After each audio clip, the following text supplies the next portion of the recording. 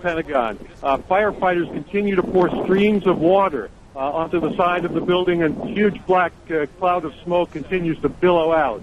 It is a scene of utter destruction here. I'm sure it pales in comparison to the World Trade Center, but I've never seen anything like this myself in the history of the Pentagon. There's been nothing like this. Again, a huge gaping hole. You can see the exposed 5 floors of the Pentagon offices just ripped apart. Our report is that an aircraft of some kind, and at least one witness identified it as a civilian aircraft, hit the side of the building shortly after the incident in the World Trade Center this morning. People who were in their offices nearby reported hearing a huge explosion, seeing shards of shrapnel come by their window. The entire Pentagon has been evacuated. Short time after this attack, there were urgent announcements made over the loudspeaker telling people to quickly get away from the building because they had reports of a second plane heading this way just 2 minutes away. F-16 jets were scrambled over the Pentagon. I saw several of them go by, but no second plane ever materialized, and the building remains completely evacuated as firefighters continue to pour columns of water on the devastated side of the Pentagon, and rescue personnel continue to whisk victims away. We have no report at this time of how many casualties. Clearly, dozens and dozens of people have been hurt, and we presume that there have been some deaths as well. It's hard to imagine otherwise, considering the extent of damage at the side of the building. And I can see just some of the windows side a stretch of the building, perhaps 40 or 50 feet wide. Just looks like it has collapsed under the weight of the impact. Aaron? Jamie, thank you. So we have planes hitting the Pentagon, or plane hitting the Pentagon, 2 planes hitting the World Trade Center's towers in New York. Alan Dodds-Frank joins us on the phone in Lower Manhattan. Alan? Aaron, just 2 or 3 minutes ago, there was yet another collapse or explosion. I'm now out of sight. A Good Samaritan has taken me in on Duane Street. But at 11:15, there was another collapse or explosion following the 10:30 collapse of the second tower. And a firefighter who rushed by us estimated that 50 stories went down. The street filled with smoke. It was like a forest fire roaring down a canyon. Now, as I think Patty Sabga and others have told you, all of Manhattan is covered, downtown Manhattan is covered with thick white ash and building material. The ambulances have been coming now from as far as Long Island. All the rescue workers are being equipped with gas or face filter masks, and firefighters have been arriving even by pickup truck. Otherwise, the streets are now deserted. Alan, thank you. Alan Dodds-Frank in Manhattan. A little more on this plane crash, which is the 4th incident, if you will. There was the plane crash at the Pentagon, crashing into the Pentagon. There were the 2 planes that hit the World Trade Center here in New York. And we don't know whether this 4th one is related or not, but the report is that a 747 en route from Chicago to New York City crashed in Somerset County, Pennsylvania, about 80 miles to the southeast of Pittsburgh, Pennsylvania. That's the incident. That's what we are hearing. And I'm standing next to a fireman. He said, yeah, they just bombed the Pentagon, too.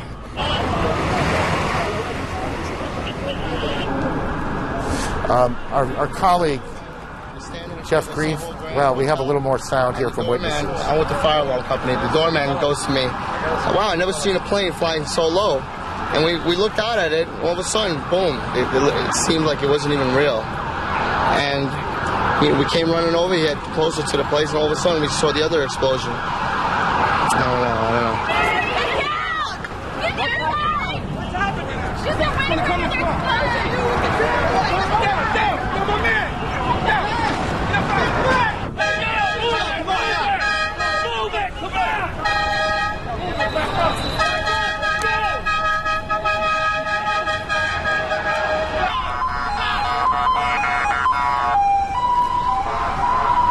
I was in B Tower. A Tower. What floor were you on? B1. What floor? The first one. What happened? Tell me. When a big explosion happened, some guy came out. His skin was all off. I helped him out. This is him all over. There's people jumping out of windows. I've seen at least 14 people jumping out of windows. It's horrific. I can't believe this is happening. Anything else that you saw? Were you there for the second hit by the plane? About 10 minutes later, the second building went off. Did you see it? Yes, I saw it. It just blew up. A big explosion. People started running. It was just chaos everywhere. Yes, I was right there. I was down in the basement. Came down. All of a sudden, the elevator blew up. Smoke. I dragged the guy out. His skin was hanging off, and I dragged him out and I helped him out to the ambulance.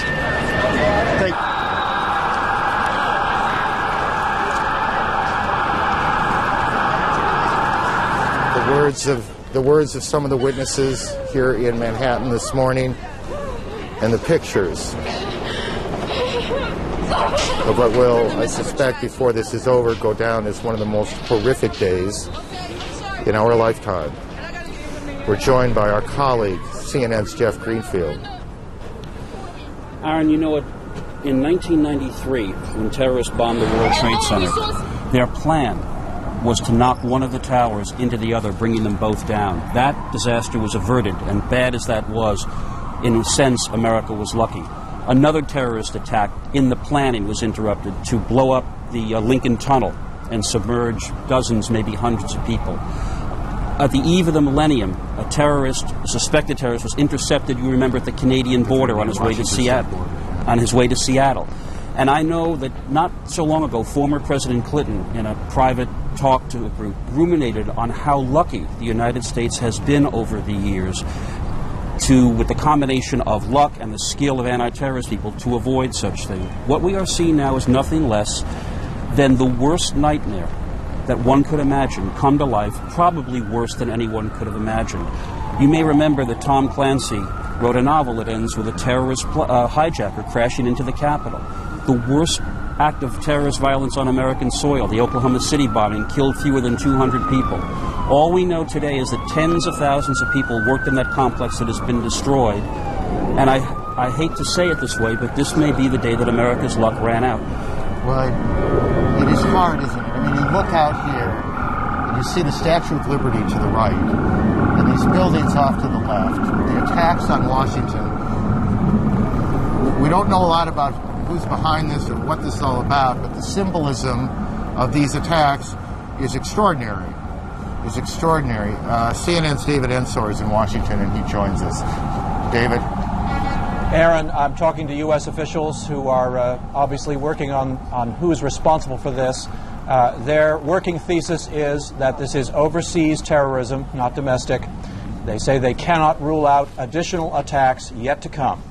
In terms of claims of responsibility so far, there is an Agence France-Presse report in which a group with the word Palestine in the name claims responsibility.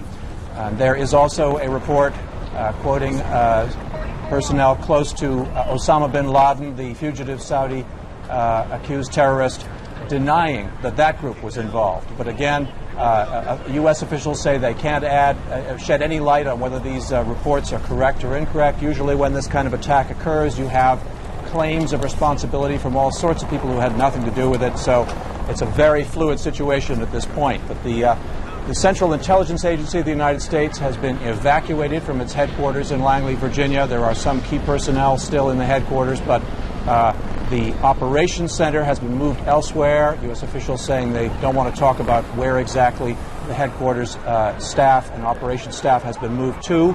But that staff is focusing now on trying to find any shred of information that could help the U.S. government figure out who is doing this and how to put a stop to it. Aaron? David, you tell me if I'm right or wrong here. As a practical matter, there are not a whole lot of groups that the United States government knows about that are sophisticated enough, have the kind of money, the resources to pull off something like this. Fair enough? That's absolutely true. And obviously, despite the denial, attention will quickly turn to the bin Laden group because it has long tentacles. It has connections with all sorts of other groups. We saw at the Millennium a group of Algerians apparently involved in trying to arrange bombings in the United States, and now there is evidence being produced in court sessions that those Algerians were working for the bin Laden group. So that group certainly will come under immediate suspicion. There are very few others that could have pulled this off. Right. I mean, just because of the enormity of it all and the sophistication required to stage these multiple attacks, this is not something some small cell can pull off. This is obviously a group or groups, well-financed and extraordinarily well-organized. That's correct. Now, another thing you'll notice is that you remember the attack on the USS Cole in the Yemen harbor. That was the first time that kind of an attack using small boats with bombs in them had been used against an American warship. It worked once. Now the U.S. Navy has taken steps to make that much more difficult to do. Officials saying this may work once. They will now have to take measures to try to make sure that this kind of thing can't be done again. But these are apparently hijackings of civilian aircraft. So it was a sort of modus operandi that was dreamed up in some evil terrorist's mind and done on a massive scale here today, Aaron. David, thank you. CNN's David Ensor, our national security correspondent, on what he is hearing, what he knows, what the reports are as we approach 11:20 Eastern Time. For those of you just joining us, and as you can see on your screen, the Taliban, the government in Afghanistan, expected to make a statement soon, and we'll monitor that for you. For those of you just joining us, let me try and put as many of these pieces together as I can as we stand here in New York. At about 8:45 Eastern Daylight Time this morning, the first of the Trade Center towers was hit by a plane. It crashed into the south side of the tower. About a half an hour later, a second plane came from the right, and you can see it coming behind the first tower, and then it hits the tower, and you'll see the flame and smoke coming out, I guess 3/4, maybe a little more, up the tower. That's where this all began. About a half an hour after that, the first of that tower that is now you see in flame there in your shot collapsed. The top collapsed. And there was an enormous, I don't want to say explosion, but there was an enormous plume of smoke, sparks, as we looked over from where we're standing. And then a little bit after that, and I want to be careful on time because it seemed perhaps 10 or so minutes, but I'm not sure.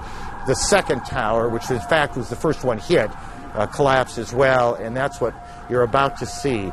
Our reporters in the area say they heard loud noises when that happened. It is unclear to them and to us whether those were explosions going on in the building or if that was simply the sound of the collapse of the buildings as they collapsed, making these huge noises as they came down. But as we look back, the smoke now, which has gone from white to a kind of gray, clearing away, we are, I guess, Jeff, I want to know what's behind the smoke, but I have the worst feeling is that very little. And the fact is that we've already been hearing from even the fragmentary reports from people on the ground, stories beyond horror, people jumping out of windows because of the flames. The fact that this happened shortly before 9 and then the second hit shortly after 9 means that most of the people were either right in the vicinity or actually at their desks.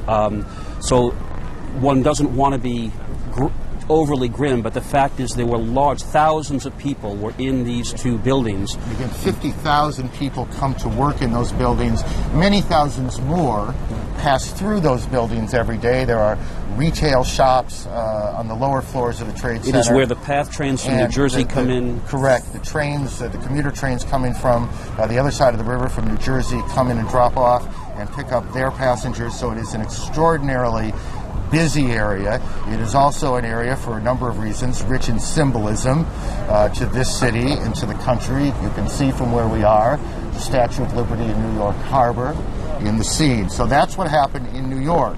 At about the same time, and again, I don't want to put times on much of this yet, after one of these hijacked planes hit the Trade Center in New York, events started to unfold in Washington. A plane hit the Pentagon.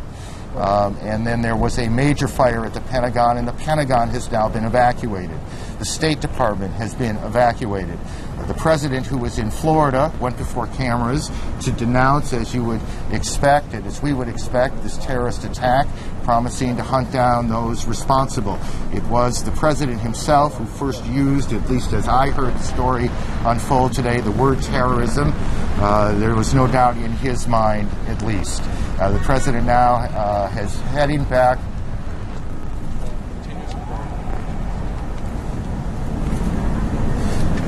We are now getting a report from that American Airlines says that one of its flights, a flight from Boston to, I believe, Los Angeles, correct me guys if I'm wrong, is down, or at least they've lost contact with it. 81 people on board. This would be the second of American Airlines flights to have been involved, presumably, in this event.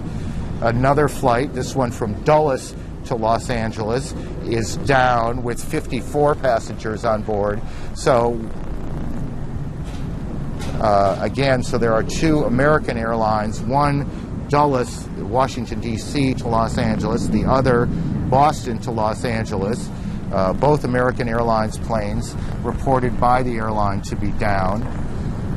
It is also believed that an American Airlines plane, a 767, was involved in one of the hits on the Trade Center as well. We don't know if there's a reason why it is American and not any other. We won't speculate as to whether there is or not. We'll just tell you what the facts are as we get them, and that's what we have. American says two of its planes down, and I assume that is two other than the one that hit the Trade Center, and you guys check that out to make sure I'm right. And we have a report of a crash in Somerset County outside of Pittsburgh. I believe a 767, though we're getting reports perhaps a 747, which doesn't quite fit into what we believe flies Chicago to New York, is also down as well. And I do not know the airline involved there. Let me just go back on okay, I do now. It's a United Airlines plane. So we have a number of planes down, a number of planes involved in these attacks. The Boston to Atlanta, if I'm reading the notes correctly, had an American 767 with 81 passengers on board, 9 flight attendants, 2 pilots. Flight 11. Reported down. That's American Airlines Flight 11. And American Airlines Flight 77, which is a 757 jetliner, Dulles Airport outside of Washington to Los Angeles International, with 58 passengers on board, 4 flight attendants, 2 pilots, also reported down. And then there is this United Airlines jet, which crashed about 80 miles to the southeast of Pittsburgh. We should also mention, I think, Aaron, that inevitably some of these early fragmentary reports are going to be needing correction, and that will be done as soon as possible. We had a report of a second hijacked plane on the way to Washington. Capitol Police were reporting that there have been no signs of that plane. We simply, at this point in this awful story, have to just tell our viewers we will do everything we can to report this accurately. If fragmentary reports need amending or correcting, that will be done immediately. And I think, in fairness here, there is, in a number of places right now, perhaps 4 or 5, chaos. And numbers that come out aren't necessarily going to hold up. And in our reporting, we will be a bit conservative on some of this until we track it down. There's no point in allowing this thing to seem worse than it is. It is already horrendous, and we don't need to make it any worse by misstating numbers, and we want you to keep that in mind. CNN Medical Unit reports that the Center for Disease Control in Atlanta, the Centers for Disease Control, is preparing bioterrorism teams to respond to the incidents. This, we are told, is simply precautionary. We have absolutely no reports and no evidence that there is any biochemical or bioterrorism going on, but clearly what is happening in every department of the United States government, and I suspect in every department of most major cities right now, the plan that they hope they never have to implement, the plan that they spent years preparing, is now in effect, not just here, not just in Washington, but around the country, because no one knows precisely where this is going. CNN, my colleague Judy Woodruff joins us from Washington. Judy?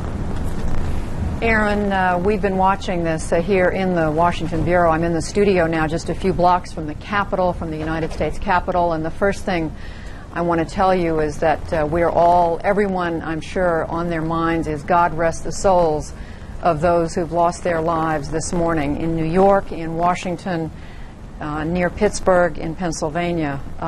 It is just a story for which there are no words to describe. Here in Washington, we are keeping a very close watch on the Pentagon. You've been reporting, Aaron, and other CNN correspondents. A plane evidently crashed, a commercial jetliner crashed into the Pentagon earlier this morning. Approximately 60-foot section of this building, which is, of course, the headquarters of all the military for the United States, was on fire as a result of this crash, and then collapsed. These are some of the pictures we've been bringing our audience from the Pentagon. We've watched people being treated by first aid personnel there. We have no information yet on casualties, on the number of people who may have been hurt or may have died in this incident, although emergency personnel on the scene have said surely there have been casualties there. Elsewhere in Washington, every federal building has been evacuated or is in the process of being evacuated. I'm now told that United Airlines is now saying that flight, can you tell me the number of the flight, 93, has crashed in Pennsylvania. Now, a flight from Newark, New Jersey to San Francisco. Now, we don't know if this is the same airplane that Aaron was reporting a little earlier crashed in Somerset County near Pittsburgh. Aaron had reported that some minutes ago, and now we are getting a confirmation from United Airlines that its flight, United 93, on the way to San Francisco, has crashed. So we now have at least two commercial airline companies in the United States, American Airlines reporting two of its passenger jets down, one flight Dulles in Washington to Los Angeles, and then another flight from Boston to Los Angeles down, and now we have United Airlines reporting at least one airline or airliner down with concern about another one. So the pieces of this story continue to come together. I have to say, in my 30 years as a journalist, I have never seen anything like this, never covered a story of the dimensions of this, and I'm sure it's safe to say that's the case for my colleague Aaron Brown and for any one of the other many correspondents, producers, and others with CNN and our colleagues at the other news networks. And I would just remind you that CNN right now has producers, correspondents all around the world who are watching for any more information that we can bring you at this point. As Aaron and Jeff Greenfield have been saying in the last few minutes, everything we have right now is fragmentary.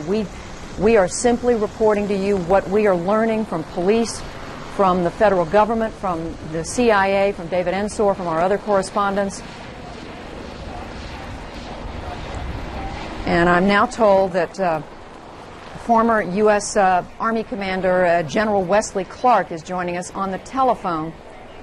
Former commander of NATO, the North Atlantic Treaty Organization, is joining us from Little Rock, Arkansas. General Clark, from your knowledge of the military, you know the Pentagon. What are you thinking right now? Well, good morning, Judy. First of all, we've got to try to assess what's really happening, and as all of the news reports indicate, it's clearly a coordinated effort.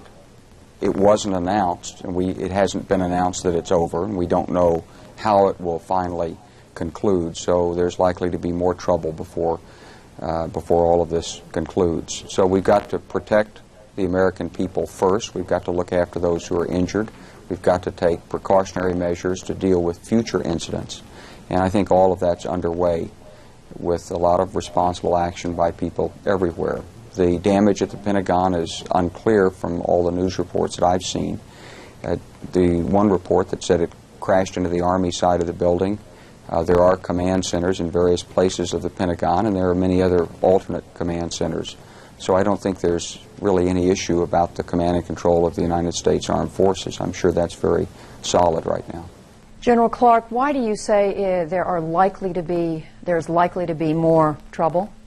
Well, we're hearing still reports of aircraft that are out there. There's no way of knowing when all of the possible incidents have either taken place or been aborted by whoever it is that's behind this. And so we have to be ready for whatever might happen next.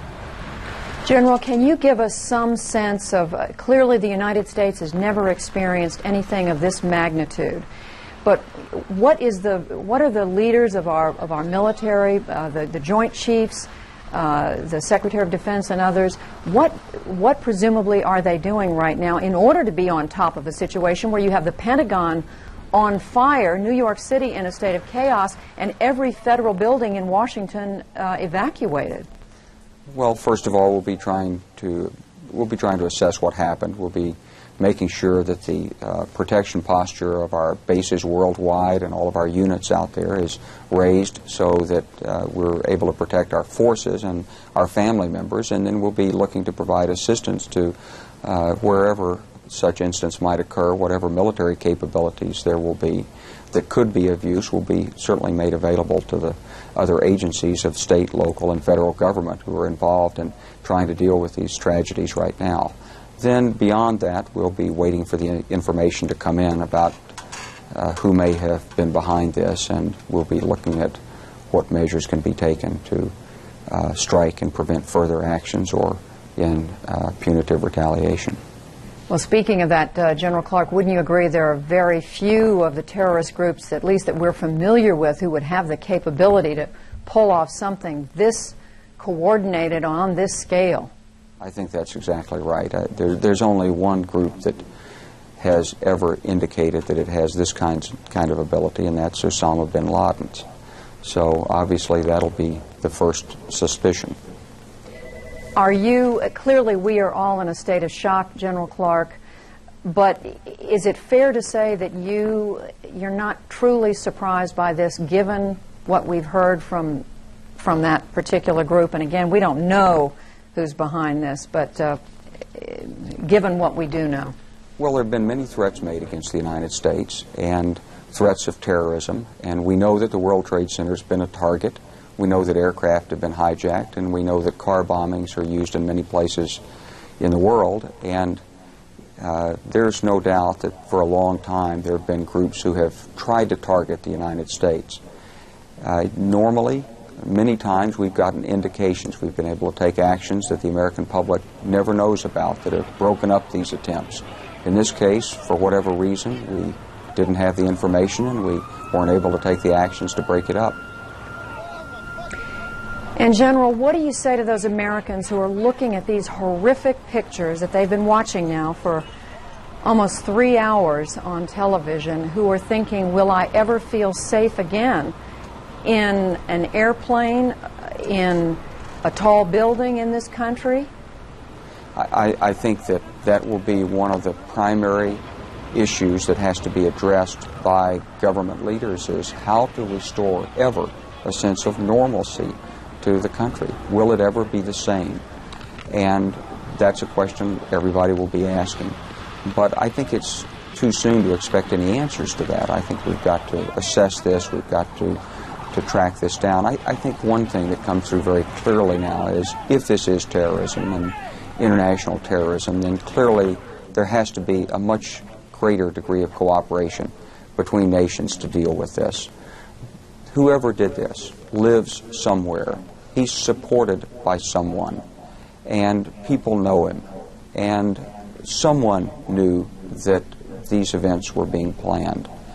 And if we didn't have that information, we should have. And I think that's one resolve that will come out of this from nations all over the world, that more has to be done collectively together. But in a large sense, General Clark, whoever was behind this has clearly succeeded in the most horrific and devastating way. Well, it's been a tragedy for America. There's no doubt about that, and for so many people and their families, our hearts go out to them. General, we're looking, as I'm talking with General Wesley Clark, who is a former NATO commander. He's talking to us from Arkansas. We're looking at helicopters patrolling. I believe it's the area around the Pentagon, although I can't tell by the banner across the lower part of the screen. We do know that President Bush was in Florida this morning. He abruptly cut his trip short in order, we think, to fly back to Washington. And General Clark, while you are with us, what would the plans be for the President in this situation without giving away secure information? Would the President necessarily return to Washington? Is there always a plan in place in these situations? Well, there would have to be a plan always in place to take the President to where he can best control what's going on and monitor it and make decisions, and also where he will be safe. And you can be sure that there are plans and backup plans and alternate plans to the backup plans. There'll be no shortage of efforts underway to assure his safety and his ability to maintain the continuity of government. And once again, just finally, General Clark, as we look at these live pictures of the Pentagon, describe for us what you know of the section of the building that evidently was hit by the commercial jetliner. That picture seems to be from the area of the bridges, the 14th Street Bridge, looking at the corner of the Pentagon that is opposite from where the strike was. So it looks like the strike hit between the 4th, 5th, maybe 6th corridors of the Pentagon. Perhaps on the Army side of the building, there are a number of offices there, administrative offices, where Army leaders and staff officers work on a daily basis. They deal with things like planning and logistics and congressional relations and public affairs in that area. And the Army leadership was probably close to where that may have impacted. There are a number of other facilities below ground, some of which have been relocated, and it's impossible to see from that picture what the condition might be there. General Clark, any final word before we let you go? Well, I think that we've known for some time that there were groups planning this, and I think the American people should know that the men and women in government and all the agencies have worked very hard and very diligently against this. Obviously, we didn't do enough. We didn't either have the tools or the cooperation or somehow get the information that we needed to have prevented it. And you can be sure that those men and women are right now resolved to do more and to be more effective. This is a national challenge, and I'm confident that we'll meet it. All right, General Wesley Clark joining us now from Little Rock, Arkansas. He is, of course, the former commander of NATO. General Clark saying earlier, in his estimation, there is likely to be more trouble given the coordination and the scale of these devastating attacks this morning, September the 11th, 2001, on New York City and on Washington, D.C., and at least 4 commercial jetliners involved in these different attacks. Patty Davis, our Washington correspondent, here with me in the studio. Patty, you have some information about one of those airliners. That's right, Judy. Well, United Airlines, as you said earlier, is confirming that its Flight 93, that's a Boeing 757, it was en route from Newark to San Francisco, did crash near Pittsburgh.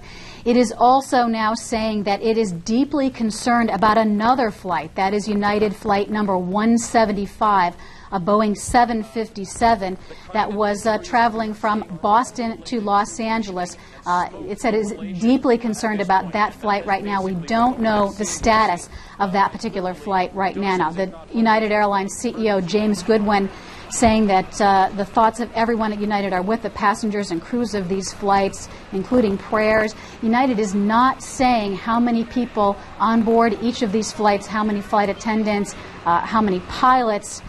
So at this point, that is their statement. They're saying one plane. They are confirming Flight 93 that was from Newark to San Francisco crashed. near Pittsburgh. Another flight deeply concerned about United Flight 175, Boston to Los Angeles. That's a Boeing 767. Now, on a typical day, there'd be some 4,000 flights of all different aircraft, including military, general aviation, commercial aircraft in the skies. As we've reported here on CNN, the FAA has issued a ground stop, the first ever on all departing flights in the United States. Also, the flights that crashed into the World Trade Center and also into the Pentagon, we are told by the FAA that that was the most restricted airspace that you can get. That was Class B airspace. It doesn't get any more restricted than that. So there should not have been any flights in the areas where those planes came down. Judy, let me just ask you, the flight that United Airlines says it is, quote, deeply concerned about, the Boston to Los Angeles flight, are they confident that that is not one of the airliners that has already crashed? United is not going beyond its statement at this point. They're just simply not saying, Judy. I think they're trying to figure it out as much as anybody else. The FBI involved in this as well, and they're trying to track this. Because what we're trying to do here is piece together whether there is still a flight out there in the air that there are questions about, and I guess I don't have enough information in front of me right now to identify that. And you're saying the airline is just not giving that right now. Right. Yeah. They are confirming that the one has crashed, but the other one they are not giving any information at this point. So unfortunately, we can't piece that puzzle together just quite yet. Patty, I would add, as I'm listening to you and we're watching these pictures from, I believe this is the Pentagon, but I'm not sure. I just turned away. This is the Pentagon. I am told that there are wire reports quoting a senior official with the Radical Islamic Jihad movement. Now, again, CNN has not confirmed this. It is the Radical Islamic Jihad movement saying the attacks are a consequence of United States policy in the Middle East. And again, this is a wire report. We have not been able to confirm it, but we are simply at this point passing along to you as much information as we have. As we look at these extraordinary pictures, developments, the likes of which I think none of us who are reporting to you today have ever seen, I'm going to turn right now back to my colleague in New York, Aaron Brown. Aaron. Judy, thank you. As we approach noon, about quarter to noon Eastern Time, it was about 4 hours ago that this all began. It's about 3 hours ago. Thank you. At about quarter to 9 Eastern Time, the first of the planes hit the World Trade Center tower, about 30 blocks or so from where we are. And you can still see now the smoke coming from that building. The first of those planes hit, and then 18 minutes later, and we can show you this one, the second tower was hit. That plane, you see it on the right side of your screen, coming behind the tower, and you will see the flame and the smoke coming from the front as that plane, perhaps a hijacked plane. We have, CNN's been told that an American Airlines flight out of Boston, a 767, was hijacked. And that was about 18 minutes after the first. Then as rescue crews began converging, as people desperately tried to get out of those buildings, some 50,000 people work in the Trade Center towers here in Manhattan. As they were trying to get out, the South Tower collapsed. It collapsed in an enormous plume of smoke and spark. And what we can't tell you is if there was a second explosion or if this collapse was simply a structural collapse caused by the plane that hit it perhaps a half hour before. And then just a few minutes after that, it wasn't very long, as you will see, it happened again. The second tower came tumbling down, and you can see that it almost looks like one of those planned implosions, but of course there was nothing planned. And it was not an implosion, as you see. That was the first tower collapse that we just saw. There we go. Here's the second one. This is the collapse of the second tower.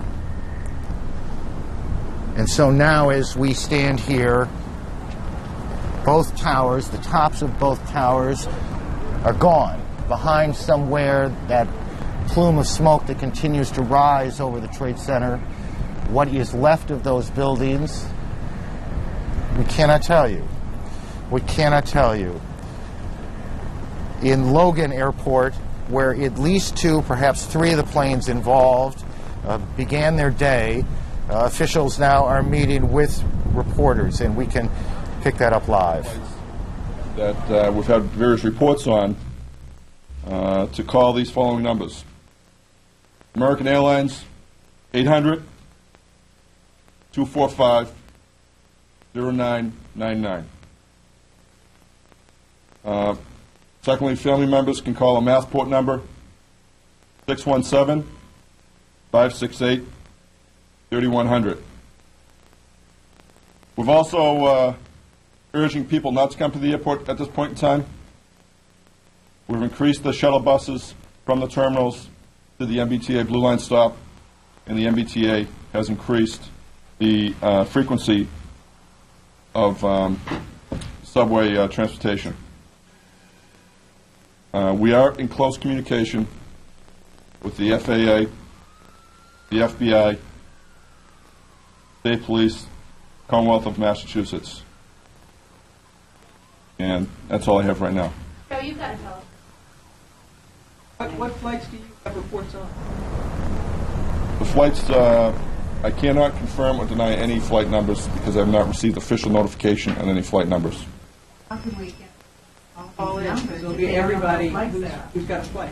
Yeah, I do believe several of the media outlets are broadcasting several flight numbers. I believe they broadcast flight number 11, American Airlines.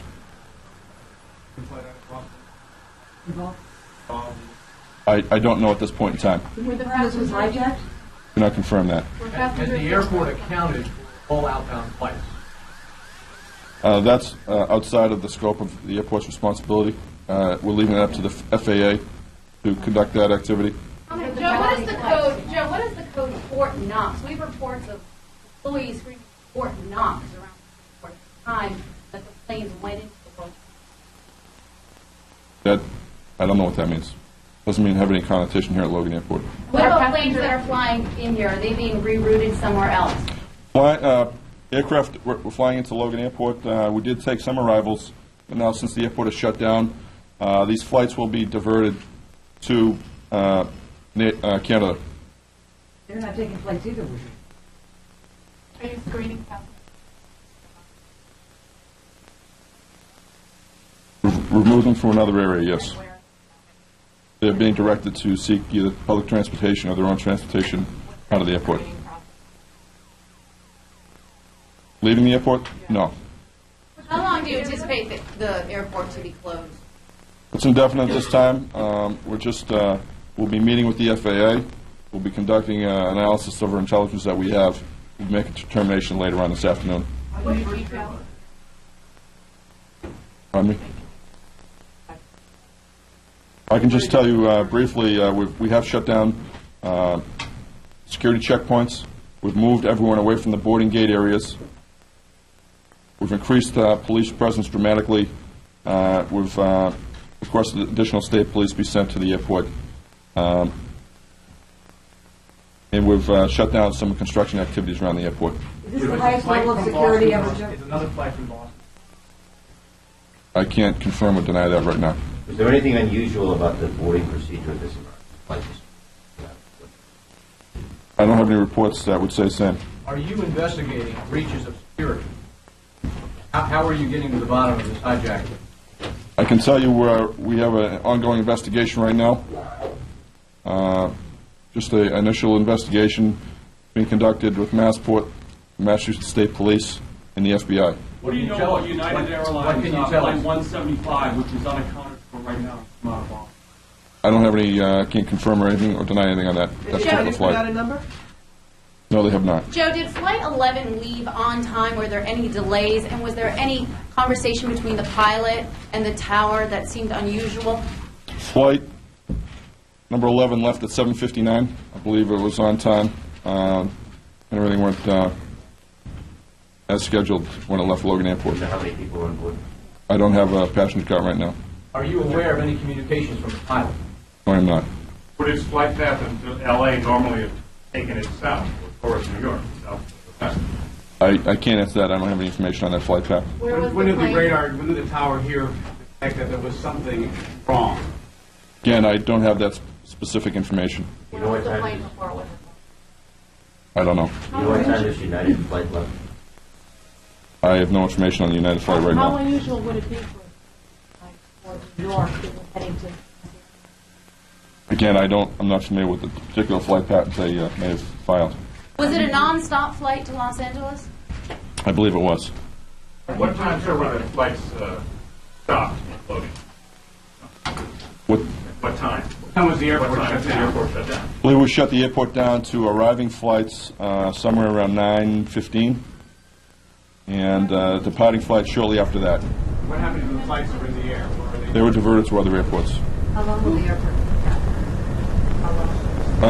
Again, we're going to assess all the measures that we've taken. We want to, obviously, the safety and security of anyone who works here at the airport, any of our passengers, is a top priority. You have a lot of baggage. That's Joe Lawless, part of the security effort at Boston's Logan Airport.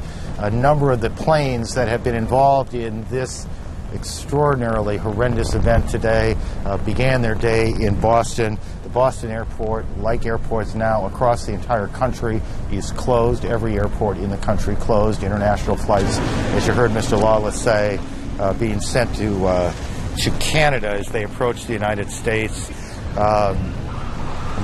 These are scenes. This is tape from the ground, and obviously this is unedited tape. So kind of bear with us. It's a little raw at this point, but this was on the ground at the around the trade center here in New York as the events began unfolding. As you can see there, you can see that huge hole in the building of the Trade Center, both buildings standing at the time. You can see that where the plane, it almost looks like it came through the entire building. And Aaron, we should remember what Wesley Clark told Judy Woodruff a couple of minutes ago about how much U.S. authorities have been worried about such an attack, how hard they've worked to try to fight it, how something may have gone wrong. And I believe we have on the phone right now someone who, both in fact and fiction, has dealt with justice, and that's author Tom Clancy. Mr. Clancy, this is, I guess, a terrible case of life imitating art. I suppose you could say that.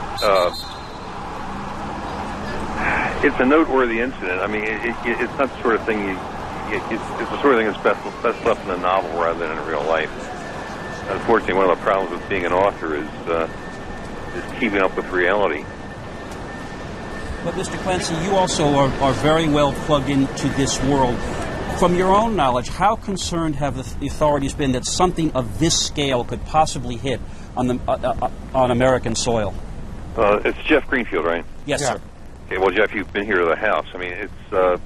I had a conversation some years ago with an Air Force general about the possibility rather like this. And I ended up putting in one of my books where you go where a bad guy takes an aircraft into the Capitol building during a joint session of Congress, which could effectively decapitate the whole government. And at the time it seemed rather humorous. I said, surely you've thought about things like this. And he said, well, to the best of my knowledge, nobody in my office has looked at this, but I promise you Monday morning they will be. Presumably they've been, they've considered this possibility for some time. The big problem is a person who's willing to lose his own life in voluntarily in a terrorist incident. People like that are fairly rare.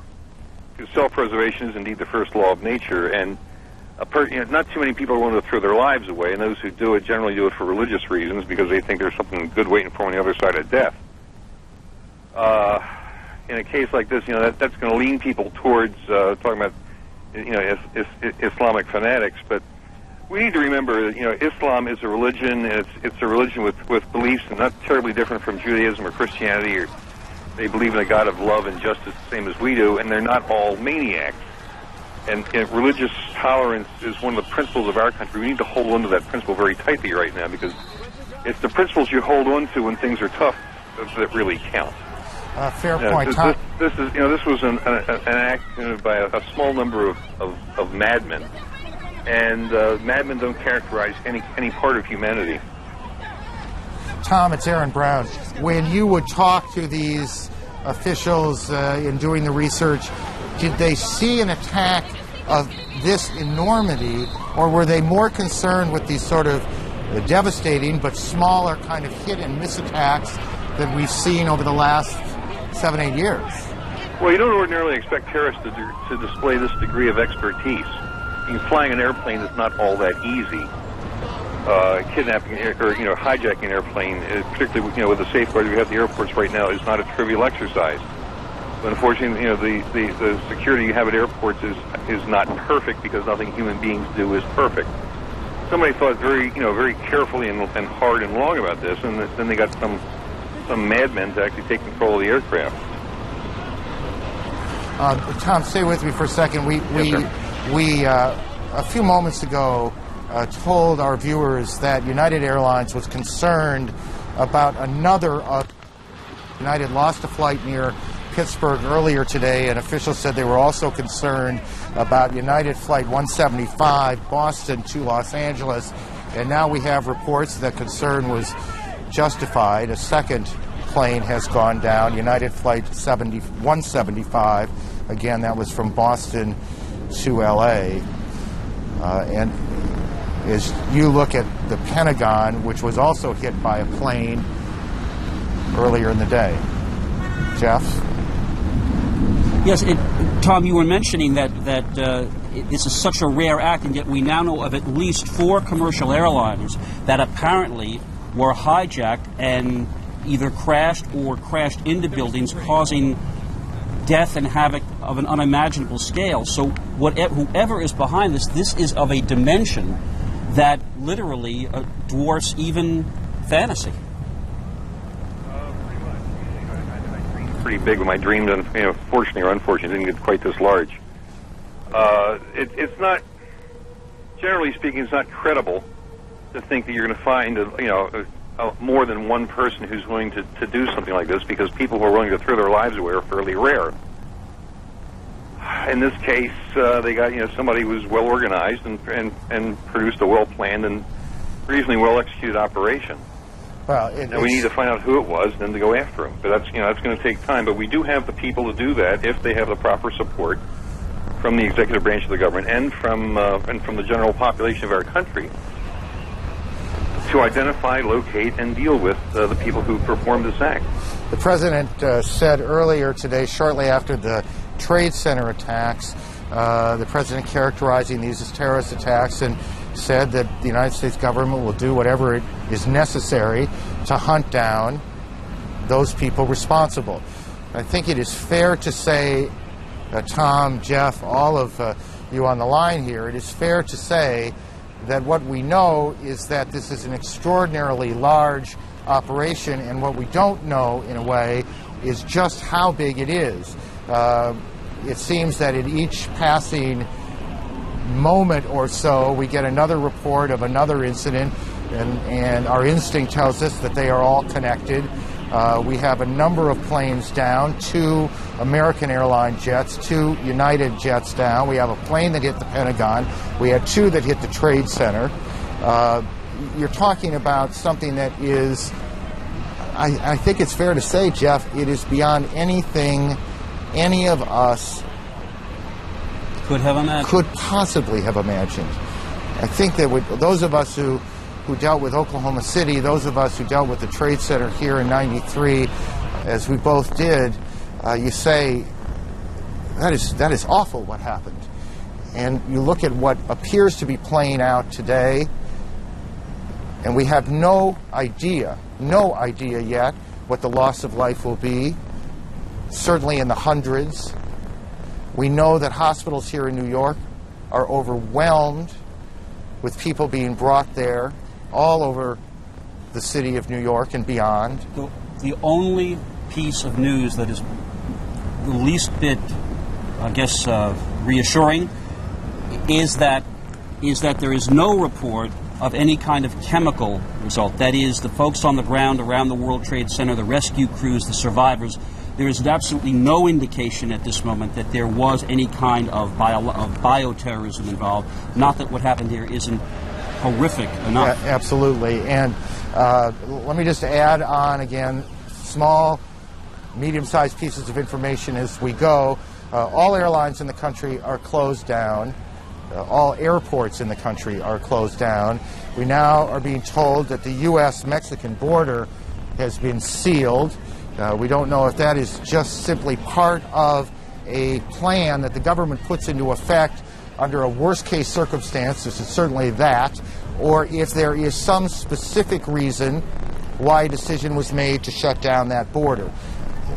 Our senior White House correspondent, John King, on the phone. John?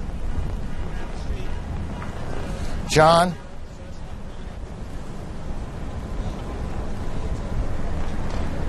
John King, can you hear me? It's Aaron. I hear you, Aaron.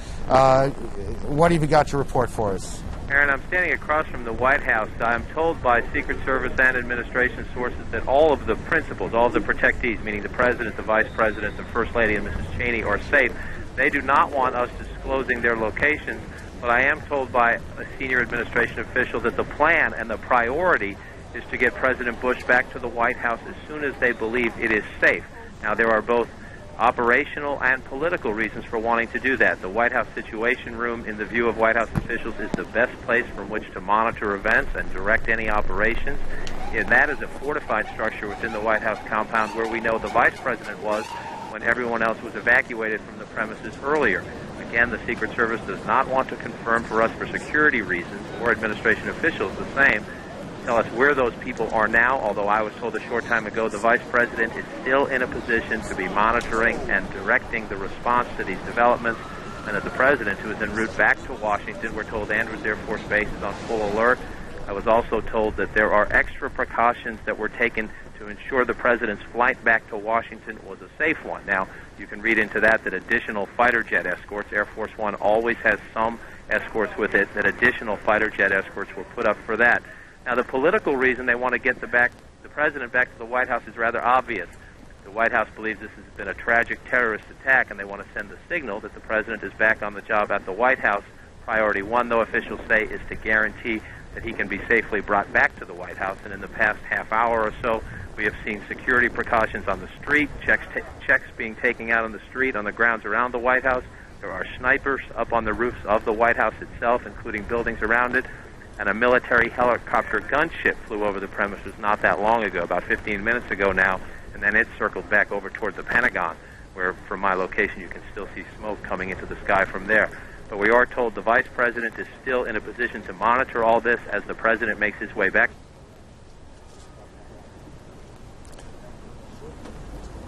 John, thank you. Our senior White House correspondent, John King.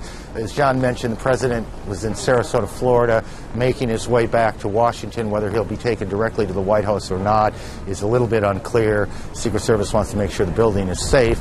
It is, I would add, one other symbolic reason why you would want to get the President in the White House, and that's to send a message to who's ever responsible for this, that yes, you've caused extraordinary damage and a great deal of tragedy here, but what you haven't done is shut down the American government. The President will want to get home. Governor George Pataki of New York joins us on the telephone. Governor, are you there? Can you hear me? Yes, I'm here. What are you hearing from the Trade Center area itself? Well, we're still hearing that it's a horrific situation. We're in desperate need of people to help out with emergency services. The city team is there, but we've activated our National Guard and our statewide fire and emergency services, and we're going to be bringing those in to relieve the city forces as the afternoon goes on. I've been in touch with the mayor, I've been in touch with the White House, and everything that we can do and everything that can be done is being done at this point.